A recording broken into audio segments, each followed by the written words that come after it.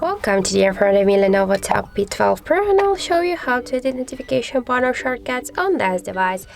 So first you should open the top bar here, and now just to add or remove some icons from here or just to change their position, you should click here on this edit icon, and here on this down section we can see not visible icons. Just to add them to our notification panel, you should hold for a while the icon and drag it here to this up section.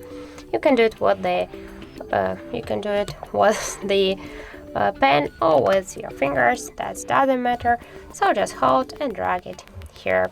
Just to save the changes, click here to done, and now as can you see, that's so simple.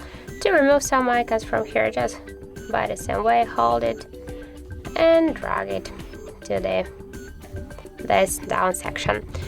And if you want to change the positions of the icons on the top bar, hold and drag.